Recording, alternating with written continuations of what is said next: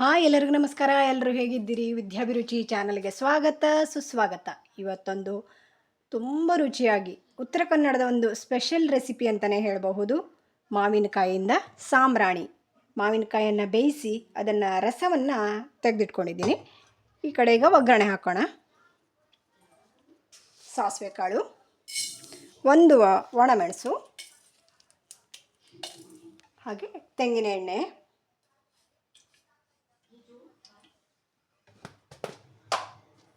ಸ್ವಲ್ಪ ಅರ್ಧ tea spoon ಉದ್ದಿನಬೇಳೆ ಹಾಕೋಣ.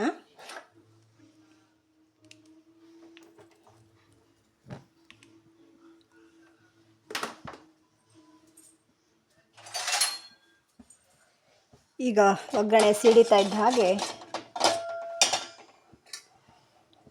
ಕರಿಬೇವನ್ನು ಕೂಡ ಹಾಕೋಣ.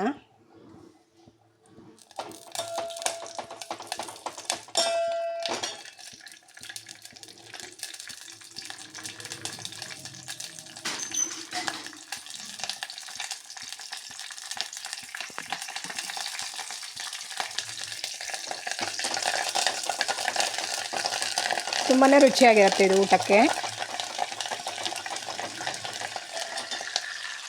ಸಾಮಗ್ರಿಗಳೇನೂ ಜಾಸ್ತಿ ಬೇಕಾಗಿಲ್ಲ. ಇಲ್ಲಿ ನಾನು ಕಾಯಿ ಹಾಲನ್ನು ತಗೊಂಡಿದ್ದೇನೆ, ಸ್ವಲ್ಪ ಇಂಗು,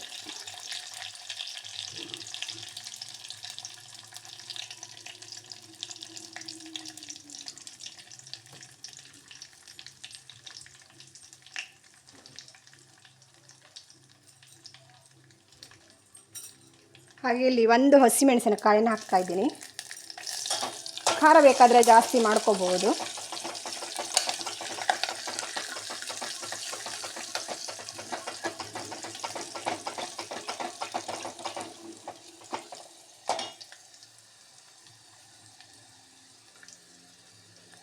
ಒಗ್ಗರಣೆ ಸಿಡಿತಾ ಇದೆ. ಈಗ ನಾವು ತೆಗೆದಿಟ್ಕೊಂಡಿದ್ದೀವಿ ಮಾವಿನಕಾಯಿ ರಸ, ಅದನ್ನು ಹಾಕೋಣ.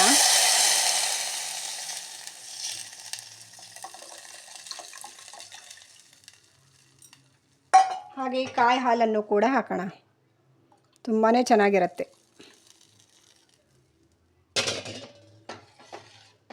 ತುಂಬ ಬಿಸಿ ಮಾಡೋದೇನು ಬೇಡ. ಇದಕ್ಕೆ ಒಂದು ಎರಡು ಸ್ಪೂನ್ ಸಕ್ಕರೆ ಕೂಡ ಬೇಕು.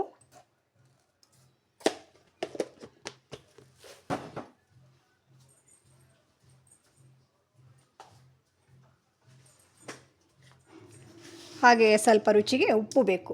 ಮಾಡೋದು ಕೂಡ ತುಂಬ ಸುಲಭ, ಬೇಗನೆ ಆಗಬಹುದು. ಇದು ಆಗುವಂಥದ್ದು, ಜಾಸ್ತಿ ಟೈಮ್ ಏನೂ ಹಿಡಿಯೋದಿಲ್ಲ.